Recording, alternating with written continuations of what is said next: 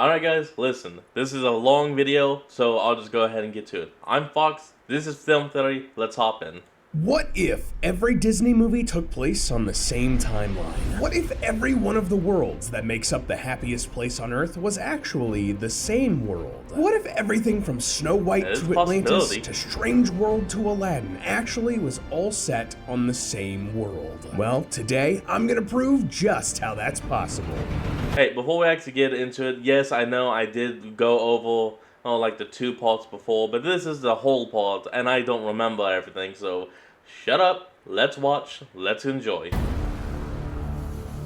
Hello Internet, welcome to Film Theory, the show pointing at a conspiracy board full of cutouts of Mickey Mouse, Winnie the Pooh, and Chernabog. They're all connected. So welcome to one of the longest episodes of Film Theory ever. So long that it was recorded over multiple sessions during which I got sick, so if my voice changes, that's why. So for as much as we might rightfully rag on them for their terrible business practices, there's no denying that the artists at Disney put a lot of love into their animation. There's no doubt a lot of nostalgic love for these stories, and I wondered, well, what if they were all part of the same story? What if there was one complete, cohesive Disney timeline of the Disney universe? The Disneyverse, if you will. Now, you may have seen this sort of idea around the internet before, specifically with the Pixar theory. This was a fun project originally created by John Negroni and picked up by fellow theorists like the Super Carlin brothers, trying to fit all of the Pixar movies into one complete timeline. It's a big challenge, and one that I really respect those creators for taking on. And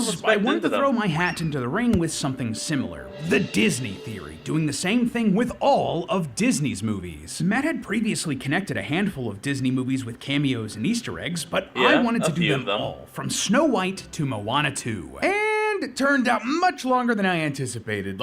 Seriously, I was thinking this would be a special 25 to 30 minute video, and this turned into an epic that was over 45 minutes. So, okay, how are we gonna be doing this? What are our rules? Most of Disney's movies are pretty ambiguous about when and where they take place, and putting them all together is gonna be a bit janky. It is a little but basically, we're going to be looking at all of the historical settings, landscapes, clothes, source material, cameos, and Easter eggs across all of the films to tie them together as best we can. And shout out to the awesome fan wikis and channel Mickeyology for being great resources for a lot of the information regarding all of that jazz. They were excellent starting points and just invaluable for us today. Regardless, the most important thing for us is to make sure that the main 62 films in the Disney canon fit in here. 62, if you don't know, the Disney canon are the movies made specifically by Walt Disney Animation Studios. This is Disney's main animation studio that makes their tentpole, big budget movies directly associated with the Disney brand. Just to be clear, that doesn't include other studios they've owned, the likes of Pixar or Blue Sky Studios or Image Movers or whatever. Those are their own things, and maybe we'll get to them someday. For the most part, it also doesn't include works from Disney Toon Studios or Disney Television Animation. Those were the people behind the direct-to-video sequels or animated series spin-offs for the main Disney canon. That being said, sometimes these sequels and spin-offs will have details that will help us definitively place the movies or support the world that we're building.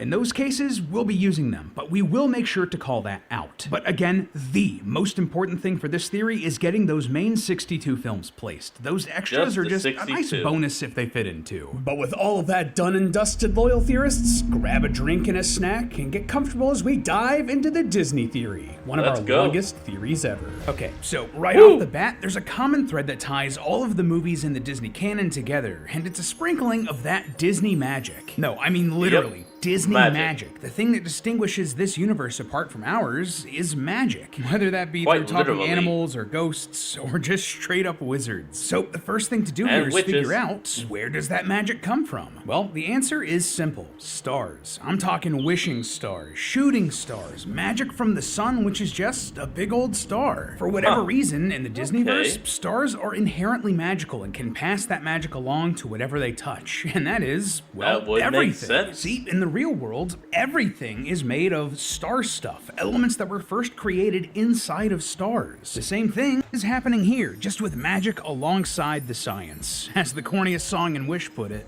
if you really want to know just who you are, You're a star! After the Big Bang and the formation of all these magic stars, the first thing we see is the Rite of Spring sequence from Fantasia, which shows us the formation of Earth and the development of life, leading up to the age of the dinosaurs. That naturally takes us to Disney's Dinosaur, set in the Cretaceous period at least 65 million years ago, when the dinosaurs would have existed alongside the ancestors of lemurs. But of course, the dinosaurs couldn't last forever, and just like in our universe, a meteor impacts the planet and kills them off. We actually see a lot of them die in that same Rite of Spring sequence in Fantasia. It's dark. But that wasn't the end of life on the planet, and in fact, the star magic would basically supercharge the rest of the life on Earth. In Fantasia 2000, the humpback whale sequence opens up with the star shining down on the ocean, and then the Northern Lights. This is a phenomenon caused by the Earth's magnetosphere interacting with the sun's light. The sun itself is just a star, so that makes the Northern Lights magic in this universe. And believe me, we'll get to that in a second. Regardless, this sets the stage for magic to spread across the skies, allowing those whales to take flight. We're dating this sequence back to 120,000 years ago, after humpback whales migrated to the pine tree populated northern hemisphere, but before the most recent ice age fully set in. And along with these flying humpback whales, all of the magic also allows for the emergence of, weirdly enough, that's beautiful, various creatures that are only legends in our world. Giants and dragons, nymphs and fairies, mermaids, and all manner of mythological beasts and supersized species. Additionally, it left many animals capable of understanding human speech and gifted some with the ability to speak, though that doesn't really become relevant until much, much later. This brings us to the dawn of human civilization with the rise of Atlantis around 13,000 BC as seen in Atlantis: The Lost Empire. Just to put that into perspective, that would have been during the last ice age. The technology of Atlantis was driven by magic crystals above the city, which were conspicuously compared to stars. Then, bright light, like a star.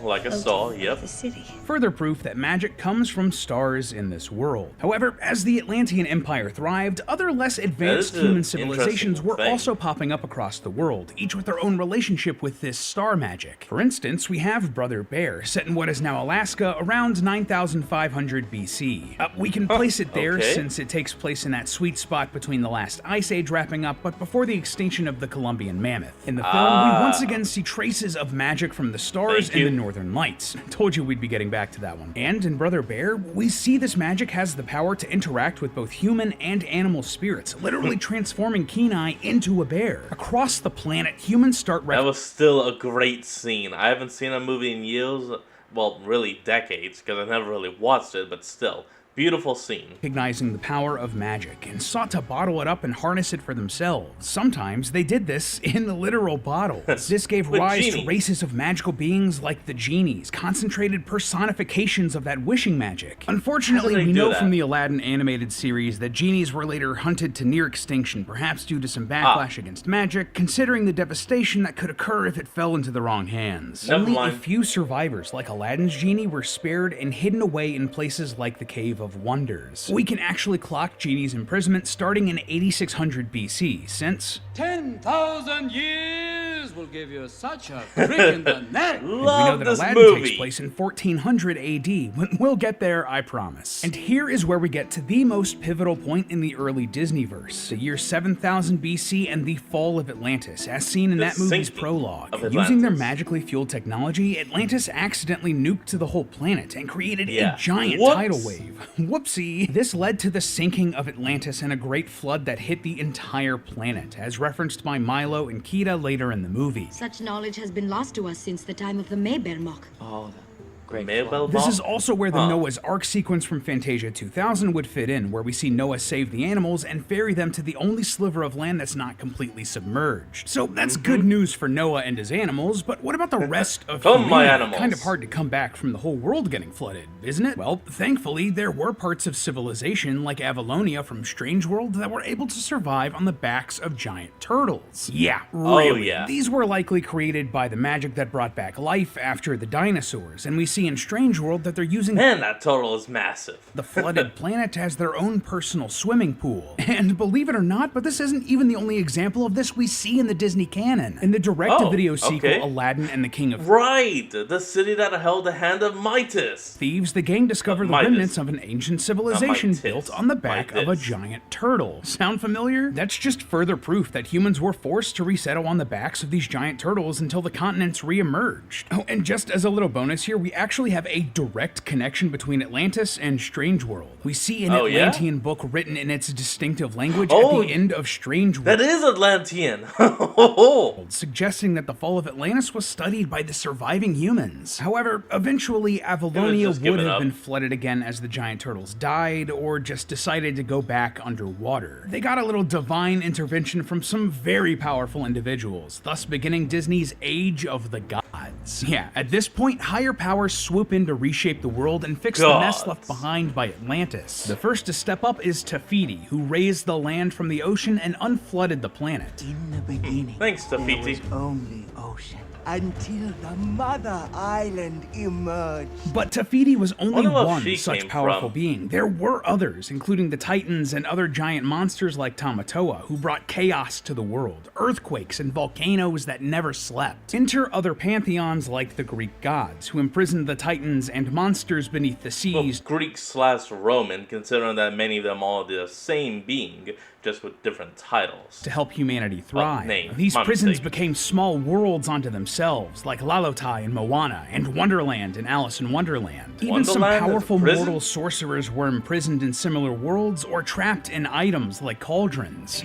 The gods, since no prison could hold, he was thrown alive into a crucible of molten iron. Man, Zeus don't mess around. Regardless, Of course not. I mean, that's literally the Horned King. only creatures that could feasibly coexist with humans were allowed to hang around. Dragons and mermaids were left off the hook, as were certain demigods like Maui, who set humanity up for success by taming nature. Speaking of demigods, this actually leads us to the story of Hercules, set in 1000 BC. We know this thanks to a date we can see on a credit card in the movie. Oh, yeah. Guess all that wish magic also got capitalism a jumpstart in this timeline. This film also shows us that gods are still running the show, since we see the Greek pantheon and Hercules almost ascend to become one of them. Oh, and just before we move on, Technically, he did ascend, but he then chose to go back to being immortal. Hercules also lets got us place the godhood. Lion King and all of its ancestor star magic roughly at the same time. See, one of the famous labors of Hercules in Greek myth to prove that he was a hero Nemean was lion. killing the Nemean lion, a beast that was terrorizing the town of Nemea. Well, in the Disney movie, we see Hercules wearing a lion pelt that is identical to Scar. So somehow, everything. Scar survived being attacked by the hyenas, and the Lion King made his way up to Greece and was eventually defeated by Hercules. And just to get it out of the way, yes, the Timon and Pumbaa series features those two in the Quick question though, does that actually make sense though, considering that the Nemean lion was said to have a pelt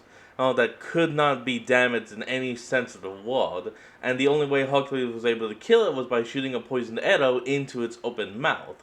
Because, you know, the pelt could not be damaged, but the insides, fair game. modern day. But those aren't the same Timon and Pumbaa from the movie universe. Timon in the films has 5 stripes on his back, but only 3 in the show. So it's non-canon or some weird alternate universe, but enough about that, let's get back to the Disney gods. Something happened that drove the gods away, or made them take a hands-off approach moving forward. And that thing was the Droon from Raya and the Last Dragon. In the year 800 BC, dark entities known as the Droon spread across the world with the power to turn any creature into stone. And though you might not be able to kill a god, you can trap them forever on a rock. So how can we put this at 800 BC? Well, we know that the Droon rose to power 500 years before the main events of Raya. Well, that all began 500 years ago. And given the presence of iron weapons and crossbows in the main story, we can estimate that Raya is set around 300 BC. So 500 years before that would make this 800 BC. Regardless, after the gods left, magical beings called dragons defeated the Droon in the fictional Southeast Asian subcontinent of Kumandra, though they were themselves trapped in stone. 500 years later, the Droon were released once again during the main events of Raya before being defeated once and for all. With the Droon finally gone for good, humanity once again thrives, though Polynesia suffers after the demigod Maui steals the heart of Te Fiti and triggers a slowly encroaching wave of darkness that drains life from the islands across the Pacific. Don't worry, we'll get back to that story shortly, but first we have to take a brief pit stop in Europe. Here we have the Black Cauldron. Yeah, I bet you forgot about this one. Honestly, I thought that this one was going to be a challenge since it takes place in a fantasy world known as Prydain, until I dug into it and discovered that Prydain is just another name for the country of Wales in Great Britain, thus setting it firmly on Earth. Anyway, this film has to take place around the 500s AD, since the helmet that Taran imagines himself wearing resembles a Spangenhelm, a real type of helmet popular during this century. Likewise, this leads us directly into the Sword in the Stone, set just a slight jaunt away in 500s England. Here, King Arthur rises to power to become a legendary hero under the tutelage of the mage Merlin. This is one thing I actually still don't really know is whenever he touches that sword, light and music starts playing,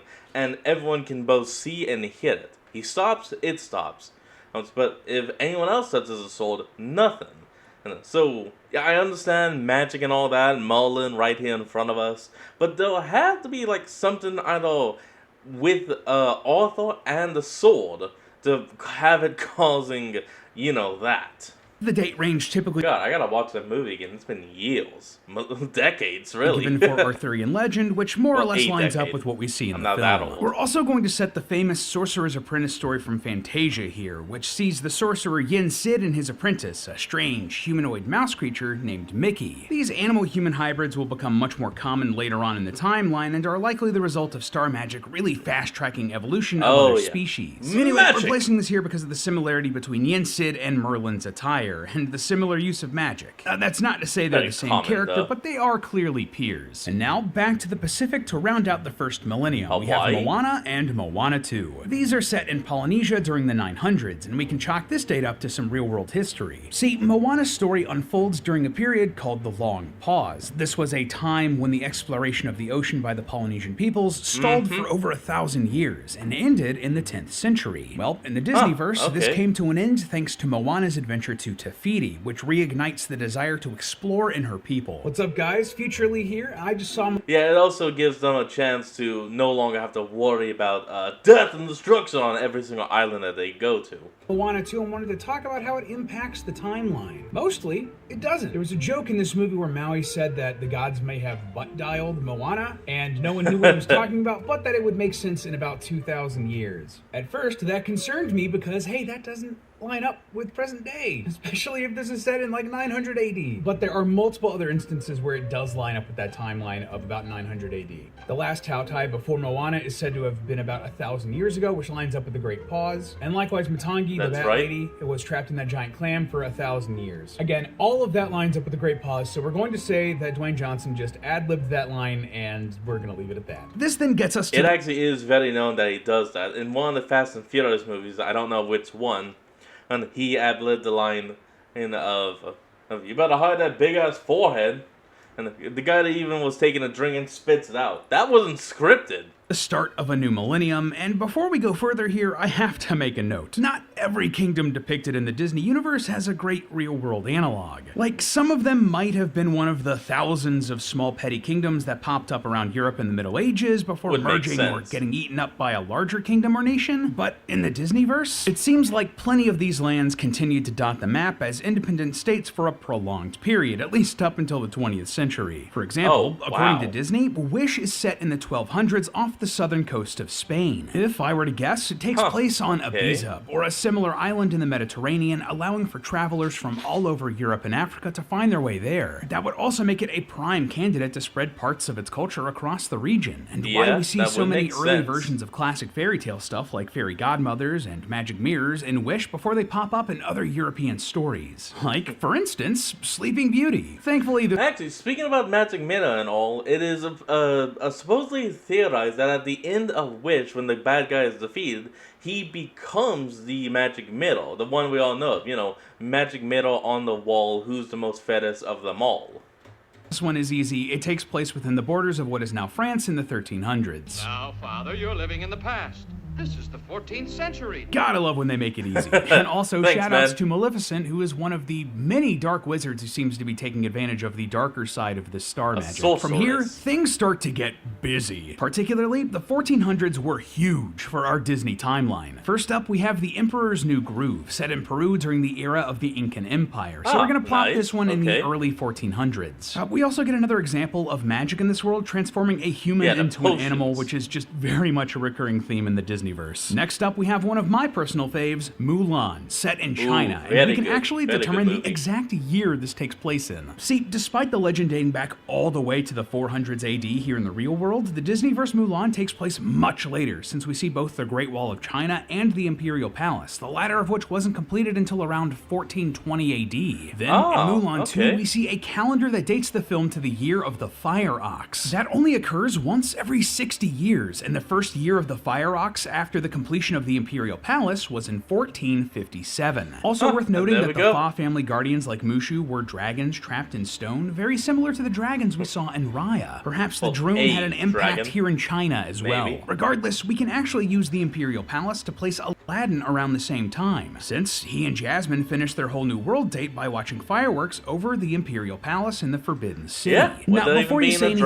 dragon. I know there's a popular theory out there that suggests that Aladdin takes place in the far future, since Genie makes a ton of modern pop culture references despite being locked up in the lamp for 10,000 years. But this isn't the case, and those timey-wimey references can actually be explained thanks to the Aladdin animated series. See, in Really one now? episode, Aladdin and his friends travel back in time to the founding of Agrabah. Here, the mystical sands of time are spilled onto the site where the city would be founded, and Genie ends up bottling up some of the time travel magic for himself to use whenever he wants. This might be a bit weird and retroactive, but this is likely how his past self knew about all Whoa. of those modern references. Time Elvis. travel is just super confusing, man. I mean, the Those font, sands whatever. of time might also explain how crossover episodes like the one we see between Aladdin and Hercules can happen, despite those two movies being separated by thousands of years. Just wild stuff. Yeah, about Besides, Genie isn't 2,400. even the first to do this. All the way back in The Sword and the Stone, Merlin used to take vacations in the 21st century on a regular Oh, basis. yeah, he loves Finally, it. rounding out the 1400s, we can It's hop great. back over to France where we see the events of the Hunchback of Notre Dame. If God, this is I love that anything like movie the so Victor much. Hugo novel it's based on, that means it's set in the year 1482. And it also shows us another example of star magic bringing things to life, like with the gargoyles. Oh, and before you call out that Beauty and the Beast should fall here because we see a woman who looks like Belle cameo in this movie, it can't. There are other factors in Beauty and the Beast that place it later on. But I mean, both she of these just movies looks like are Belle, set that's in it. France. Perhaps this is an ancestor of Belle's who just happens to look a lot like her. And Yeah. now, probably 10 plus minutes into our timeline here, we finally get to the very first Disney animated film, Snow White and the Seven Dwarfs. Using where the finally. original fairy tale originated, Buzz. as well as the aesthetic look of the era and the use of minecart technology, we can place this firmly in what is now Germany in the 1500s. Yay, Then there's Germany. Pocahontas, set in Virginia during 1607. That's Obviously. literally spelled out for us in the first few lyrics of the film.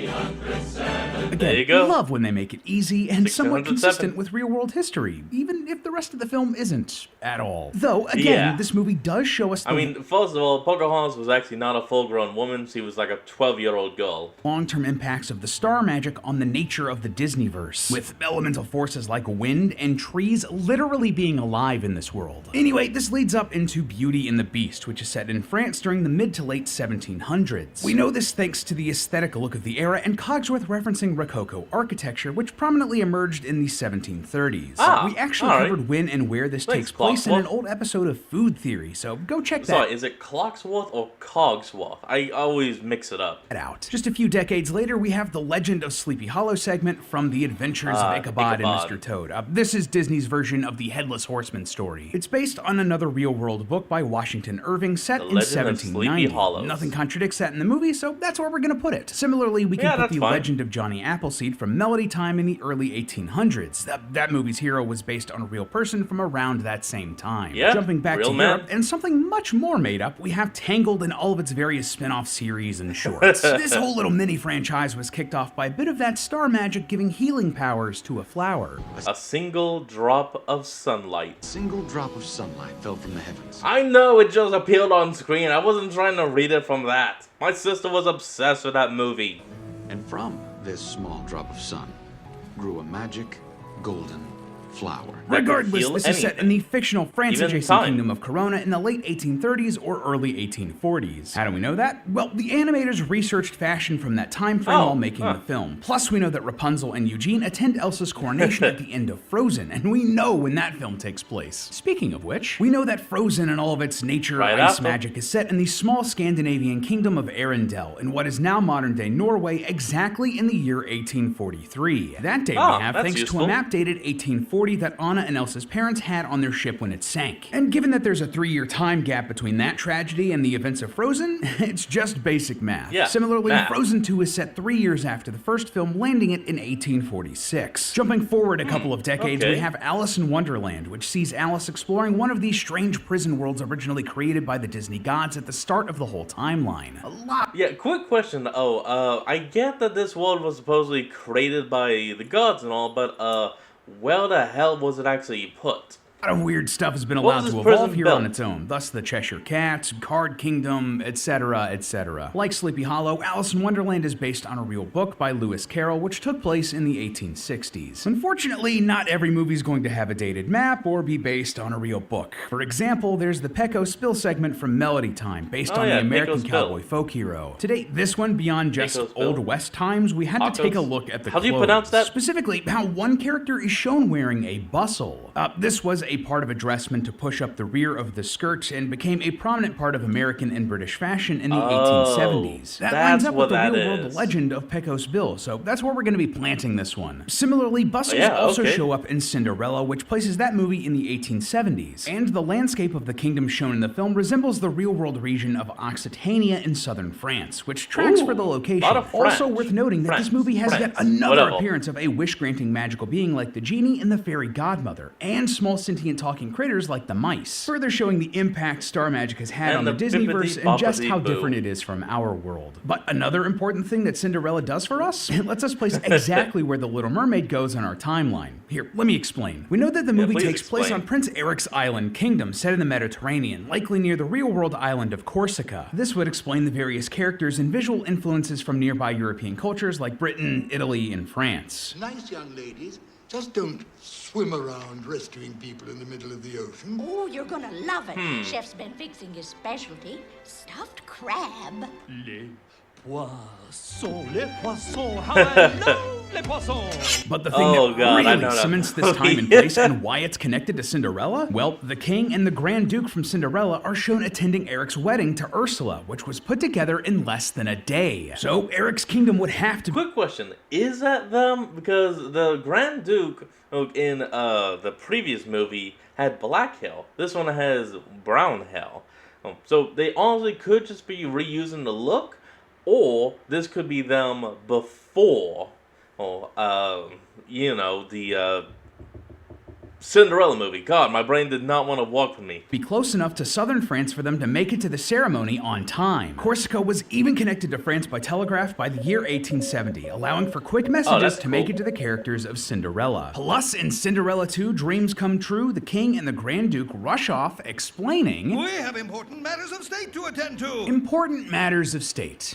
Perhaps like a royal wedding? They even pack up a ton of just random valuables, likely wedding gifts they had to get on a quick turnaround. And they return just 2 days later. All of it just fits. And just to dot our I's and cross our T's, the direct-to-video sequel, The Little Mermaid 2, Return to the Sea, references the opera singer Enrico Caruso. When I was a teenager, I had this high, squeaky voice. Oh, God. One day, I sound like Caruso. Caruso's career began in the 1890s, so the first film being set in the 1870s would allow for Eric and Ariel to marry, enjoy life a bit, and then have a preteen daughter by the 1890s. Now, that took a bit of maneuvering to figure out, but something that's much easier for us, Home on the Range, which was set in the American Old West in 1889. The movie straight up lays this out for us thanks to a date listed on a deed. I love it when they make it just stupid easy for us, even if it's a stupid cow movie. Another easy one for us that is remarkably less stupid and cow adjacent is The Jungle Book, set in India during the 1890s. We know this since that's the year that Rudyard Kipling's original book was published, and it's backed up by a line in the movie. It's the decade following Colonel Hatti's service as a war elephant, which he references in this line. Back in '88, it was, what was it? It's here. Is anyone else getting a massive to just put on Disney Plus and just binge hours and hours of all of these movies. Like, even if they're bad quality, just plug me in because I want them all. We come to another pivotal moment in the Disneyverse from the sheer amount of important elements that all happened in one place. Pinocchio, which takes place in Italy. We can also pin this one down to the 1890s thanks to the Ferris wheel we see in the amusement park. And thankfully, this lines up with a lot of other evidence we see from the Disney canon. For instance, we can see one of Geppetto's earlier puppets in Corona during the events of Tangled about 50 years before, which checks out with just how old Geppetto would be at this point. But an even more significant connection... Actually, hold on, before we move on, a quick question to all of y'all out there. What do y'all think of the fan theory that Geppetto was actually Dopey of the Seven Dwarfs, just all grown up? That he was never a dwarf, he was just a human. Just a baby lost in the woods that was raised by the other dwarfs. And because of him being, you know, a kid and still being young, they just thought he was a dwarf. Might be to a movie you're not expecting, The Emperor's New Groove. Think about it. The Pleasure Island operation we see in Pinocchio is built on potions that transform boys into donkeys. Sound familiar? Is it potions? You know, it actually is never explained. You know, all we know is that they go to the island, they start indulging, and then they turn into jackasses. So, yeah, it's never explained. There could be potions in effect in both the cigars, the alcohol, everything that they touch. Pinocchio even takes place when Peru and Italy expanded their trade relationship in the real world. And we know that a number of the donkeys get shipped to salt mines. As it turns out, Peru is home to one of the longest running salt mines on the planet, which uses donkeys to this very day. So, you heard it here. The potion that transforms the kids in Pinocchio is the same one from The Emperor's New Groove. Whew, that one took a lot to find the date, but thankfully our next entry makes things super easy. Rounding out the 1800s, we have The Great Mouse Detective, set in London during 1897, which we know thanks to a date on a handy newspaper. This movie is also the closest we're ever going to get to a Disney animated Sherlock Holmes, which makes me sad. I'd love to see that personally. But there's no need to dwell on that, just like there's no need to dwell on Make Mine Music, a collection of animated shorts, most of which are set in America. This bad boy's not even on Disney Plus, but it's part of the Disney canon, so we gotta count it. Most of the shorts are dotted across the first half of the 1900s, and they don't really leave much of an impact, so yeah, moving on. Just like The Great Mouse Detective, the next movie in the timeline also prominently features the Big Ben clock tower. I'm of course talking about Peter Pan, set in 1904 as confirmed in the film's pre-release promotional material. Here, the city of London, back in 1904. This film also once again goes hard on the magic of wishes and belief in fairies. There's a reason it's a Disney classic. A movie that didn't leave much of an impact though, The Wind in the Willows from The Adventures of Ichabod and Mr. Toad. This story was about some talking toads that takes place basically at the same time as Peter Pan in the English countryside, just a year later in 1905, which we know thanks to a dated invoice. And just like The Great Mouse Detective, it's another case of a sentient human-animal creature. Just thought I'd point that out, it will become relevant later. Heading across the pond, we actually have to make a pit stop in San Francisco. Here, a scientist named Lenore Shimamoto... Don't you mean San Fran Tokyo? Oh, wait, no, isn't that what it's called? Yeah, San Fran Tokyo. I'm gonna Google that. San Francisco is apparently how it's meant to be pronounced. I thought it was San Fran Tokyo.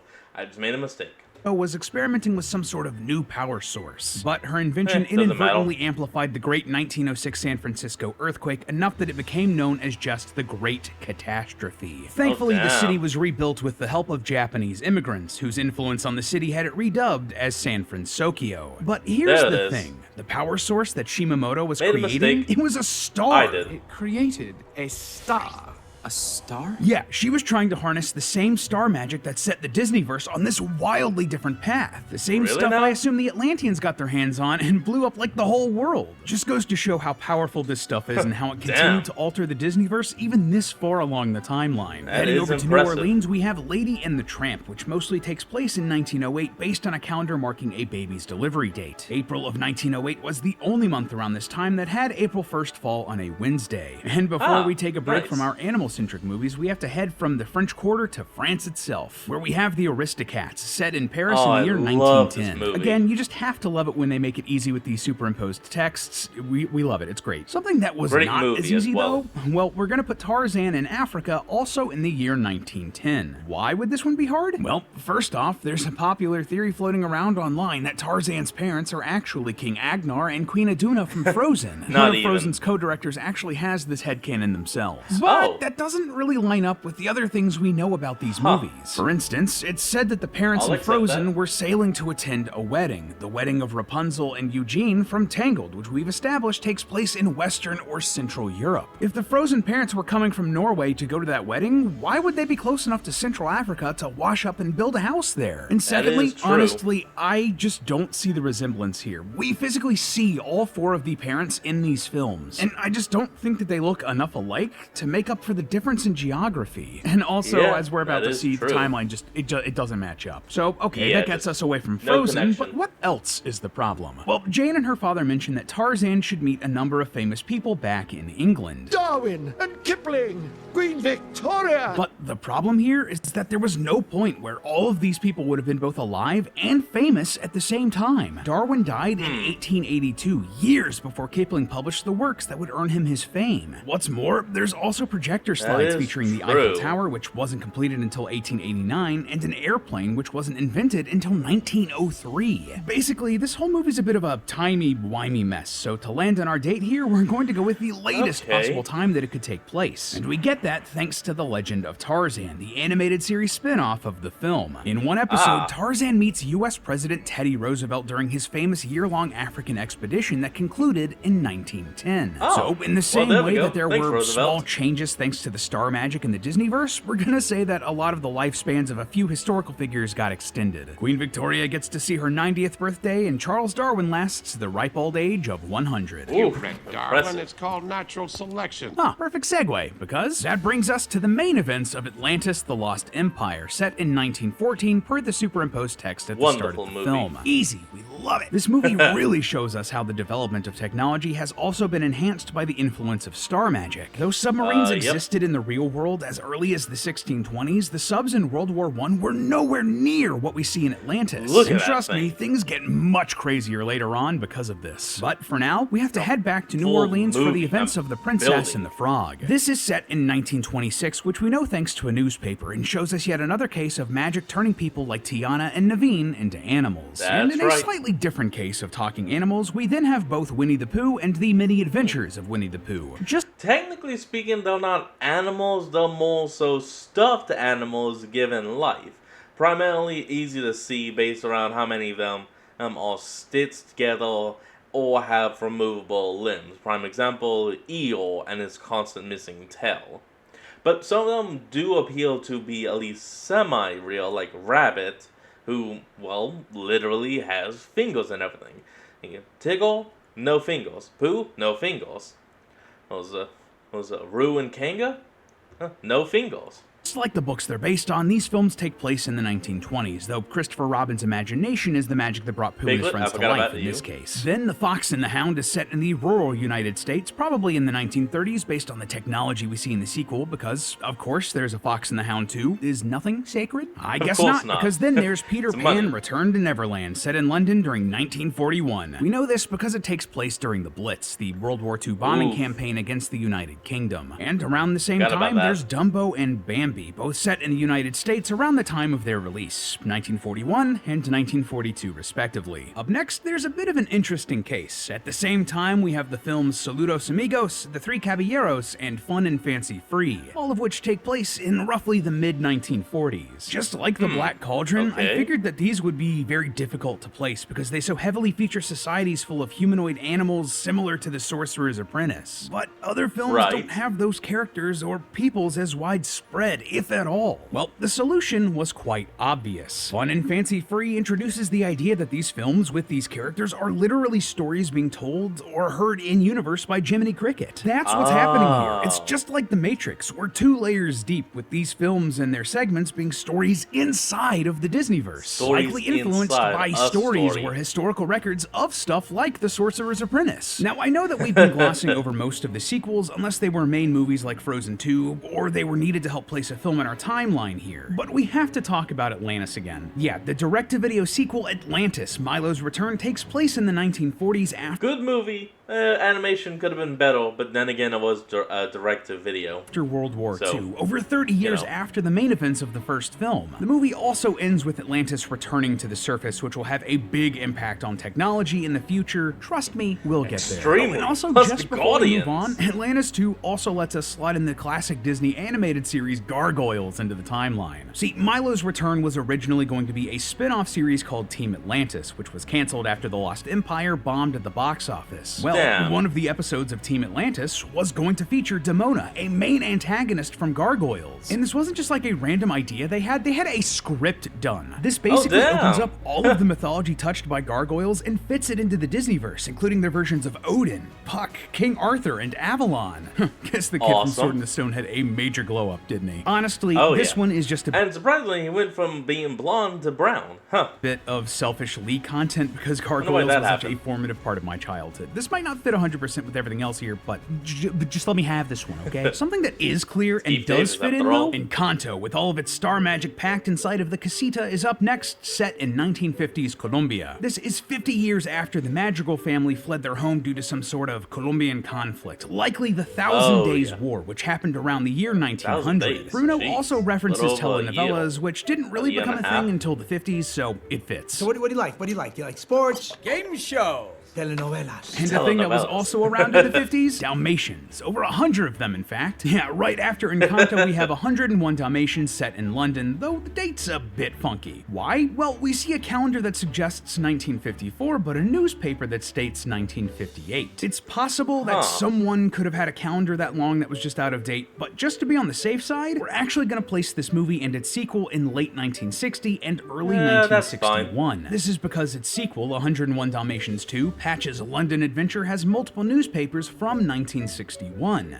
Real quick, it's just truly tragic they didn't name this sequel 102 Dalmatians. Like, that title is one of the few things a live-action remake did better than the animation. Continuing our trend of classic animal movies, next up we have The Rescuer, set during the time of its release in 1977, with the bulk of the story taking place in a Louisiana bayou. Man, Louisiana in the Disneyverse gets real busy, doesn't it? Anyway, we also know that the sequel, The Rescuers Down Under, takes place in Australia during 1979, all thanks to this shot of a calendar. It also lines up with the fact that Bernard and Bianca get engaged in this movie, and marriage proposals typically happen after about 2.5 years of dating. The timeline just matches perfectly, even if we are talking about a movie with talking mice and a grand mouse society. But counter to that, we also have some pretty normal animals living in human society, like those we see in Oliver & Company. This film is set in New York City in 1988, the year it was released, which we can confirm thanks to another calendar. Also, before you mention it, yes, this movie does have a lot of familiar-looking dogs from other Disney films, but we know that they're not the same animals and that they can't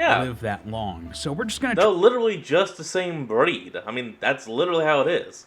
It's like, this Dalmatian is not this Dalmatian, but they are both Dalmatians. And same for all of these dogs. Chalk this up to animals of the same breed and same species, just looking similar. I mean, it's like not every deer can be Bambi's mom, even if the animation is copied wholesale. And from here, we're actually done with the 20th century. Well, unless you want to count Gargoyles, the lion's share of which takes place in the 90s, but again, that's some selfish Lee content. But regardless, now, moving into the 21st century, we have a movie that's going to introduce a lot of big ideas for the Disneyverse. See, Earth was not the only planet in the Disneyverse to have life develop on it, or technology supercharged by star magic. No, there's actually tons of these, enough to form a government in the Milky Way galaxy known as the United Galactic Federation. This is a powerful faction who keep an eye over thousands of planets, and have laws against certain science that would go against the natural order of things, the natural way of star magic. They believe this It's time for Lilo and Stitch.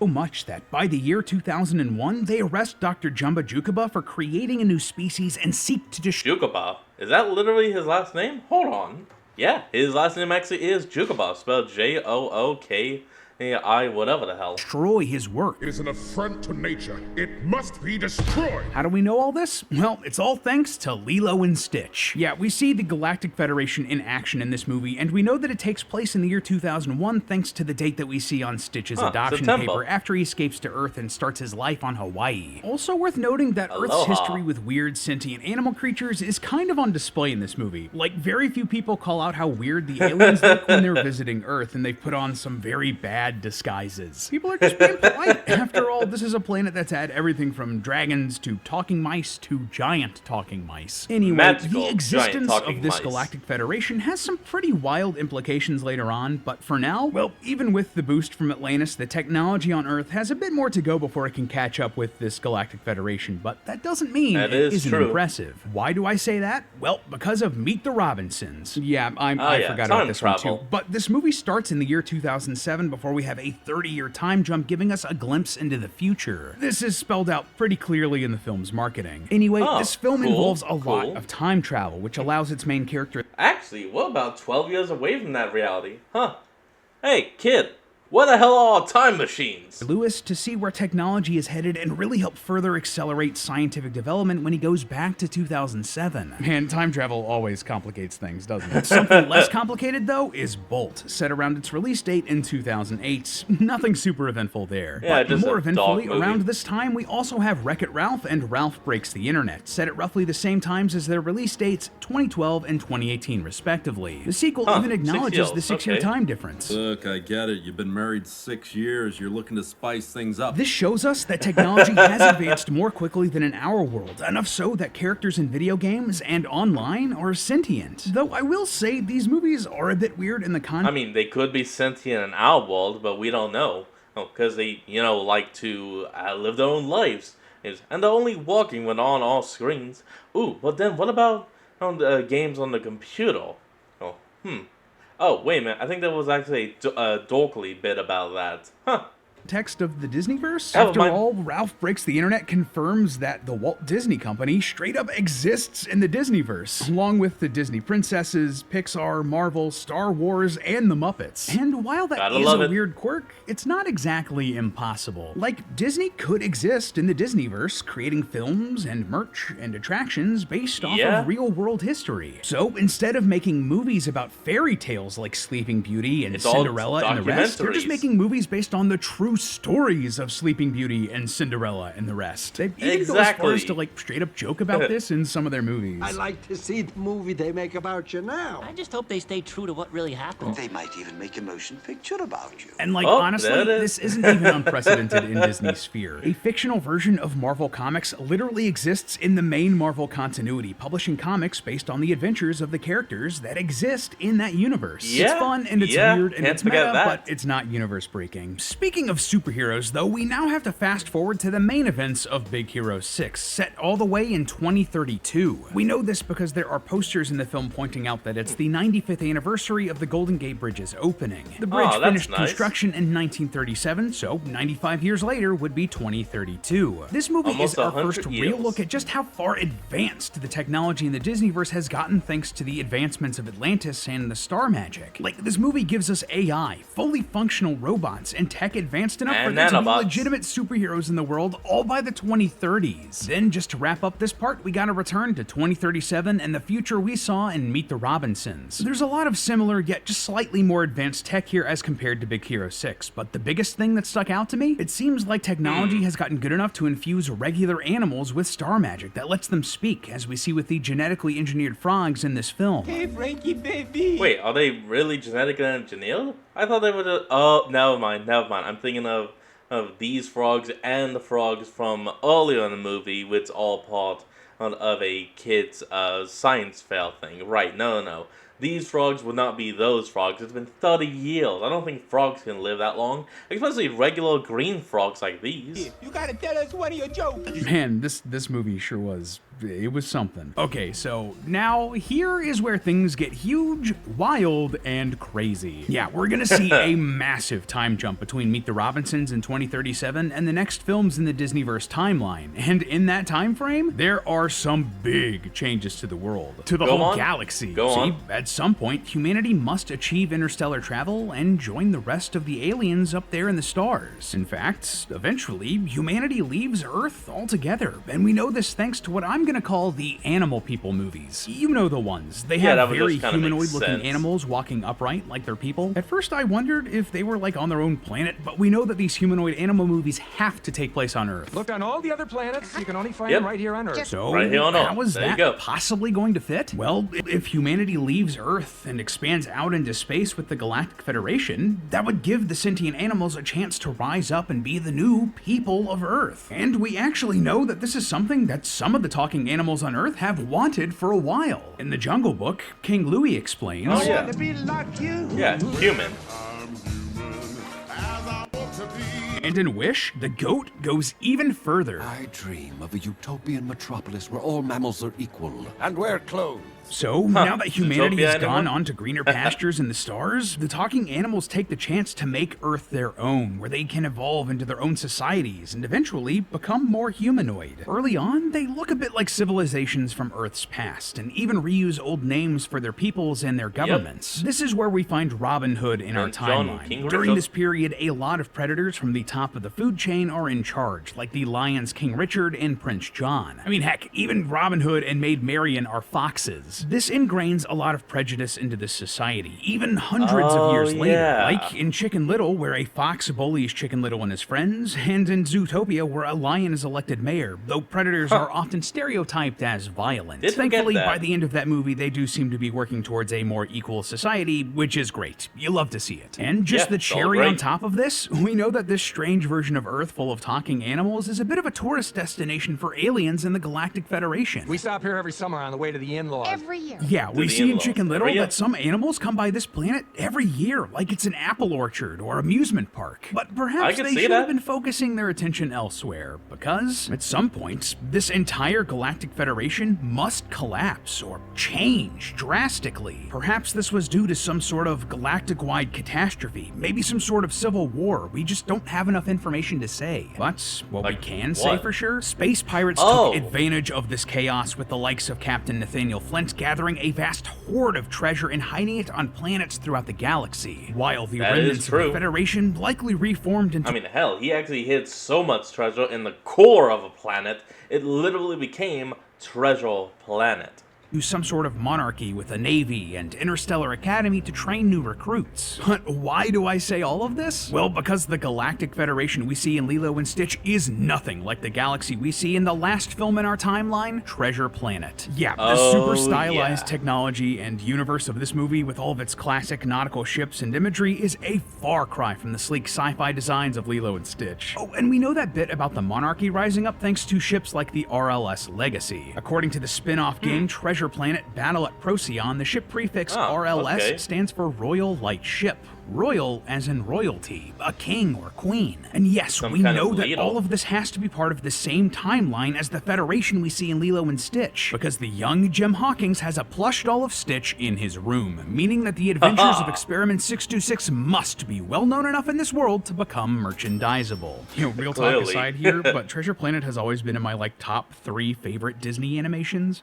I wish it was more successful and we got more of it, but I do like it as well. And from here, well, there's nothing else. That's the entire Disney theory so far. The entire story of the Disneyverse by piecing together all of their movies and as best a way we could. Is some of it a bit janky? Yeah, there are a lot of films here with a lot of similar but slightly different ideas. But I think we did a really good job here. Our team, our editors and researchers really crushed it on this just massive project. And honestly, this was just so much fun, and I can't wait to see where the future movies fit into the Disney theory. I bet even Matt until would Disney be proud. releases a new movie, remember that it's all just a theory. A film theory. And cut.